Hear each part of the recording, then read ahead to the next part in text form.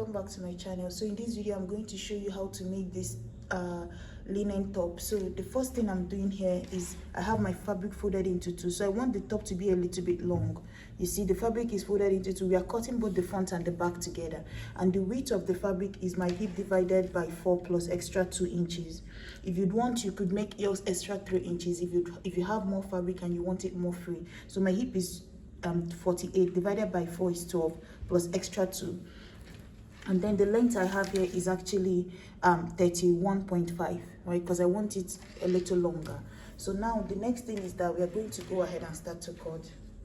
So guys, the next thing is going to be to go to the end here, and then I'm going to do about ½ an inch, not really up to 1, because there's a reason for this. I'm going to be attaching it to extend the sleeve even more, so I can't come down up to 1 inch. It's going to close up the opening. So let's say I do about ½ an inch of shoulder slope down here. I'm going to come in here and do my 3 inches of basic neckline, and then I'm going to take it and connect from here to here together, right?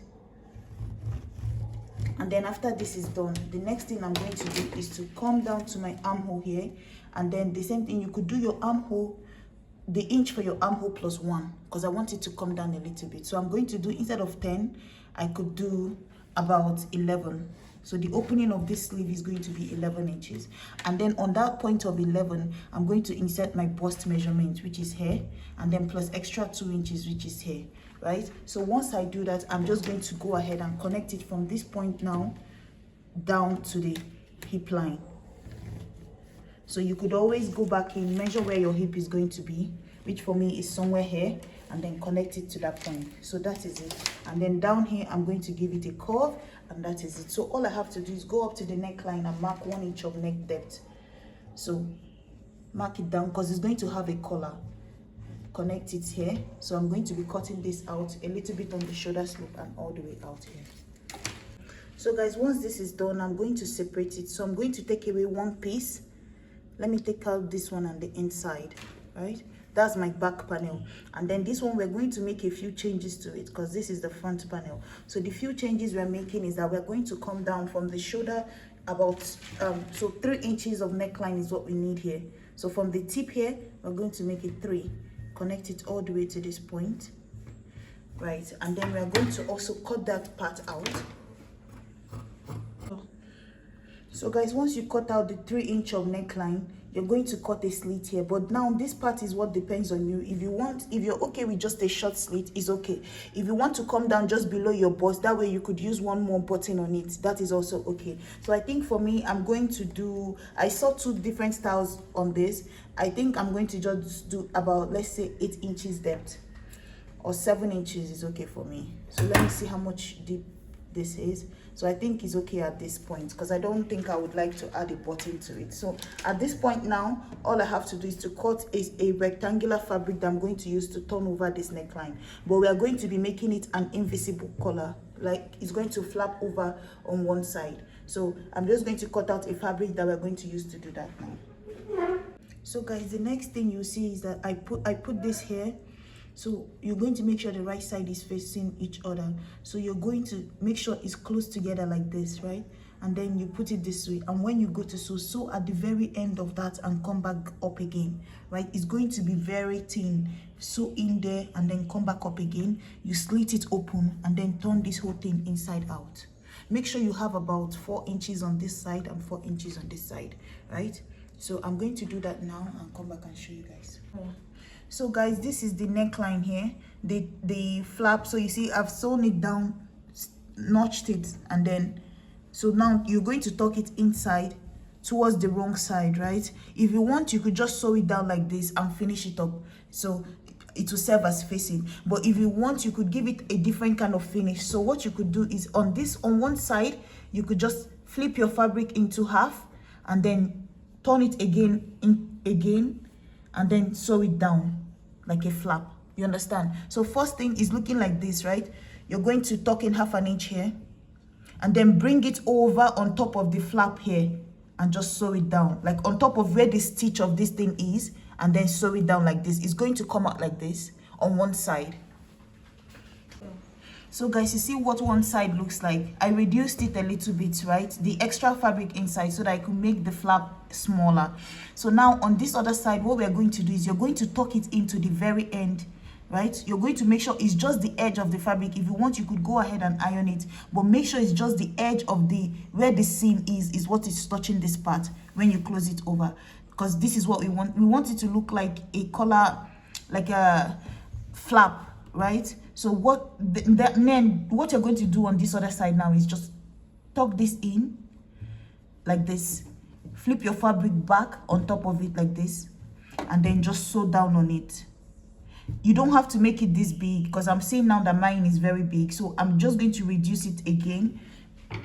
So let's say when you do it, make sure it's like 3 inches, because I find this fall to be a lot, right? So what I'm going to do is now just tuck in 1/2 inch on this side, and then I'm just going to sew it down and leaving the edge to be here, and then just sew this down, and that is it. So after that, we're going to join the 2 shoulders together. So guys, this is what we have at the moment. So once you finish that, you overlap it and then top stitch it here. So guys, if that is more complicated, just sew it as a V, like a V-neck. That would be fine too. So now the next thing we have to do is the round sleeve. So you're going to measure what you have as the opening here, and then you're going to get your fabric that you're going to use as the extension of the cuff, and then you're going to be adding it to it. So this is what I have right now, this one here. So mine is about, it depends on you how long you want yours to be. I don't really want mine too long, because remember, some of this part here is already going to go into the sleeve, so you don't want it too long. And guys, after finishing mine, I just realized that the opening I have here is too short. I should have done maybe 12, so it will give it that more boxy effect. But the 11 is looking a little too small on me, right? Because remember, we're going for oversized. So let's say you decide to do your armhole divided by 2. Instead of adding 1 like I did, add 2 inches to it, right? So it will drop down a little bit. So when you add the cuff of the sleeve, it goes wide open even more. So now the next thing we have to do is that let's measure what I have here. So what I have is about 12 inches, but remember, I'll still use 1/2 inch here. I have about 12.5. 1/2 inch of it is going to join to this end here, and then about 1.5 of it is going to form a casing for this here, right? So for the strap, because one strap is going on each side. So you see that I've gone ahead and joined this side here. So what you're going to do is, once you've joined the shoulder, go ahead and join this here. So take one sleeve like this on a fold, join it all the way, right? The ends are going to still be under your armhole. So you see, there's no seam here. The seam is just on the shoulder. The ends are inside here, and then go all the way down. Hem the bottom of your top, and then we'll come back and figure out and when you're making, if you're trying to figure out how you're going to make the casing for the rope, what you could do is, when you turn it over, because you're going to use about 1 inch, right? So before you turn it over to like make the casing for this, so when you want to make the casing for the loop here, you already know that this is the center point where you want it to be, right? So you're going to make a notch here, a line here, and then you could go ahead and use your buttonhole and make a buttonhole loop here.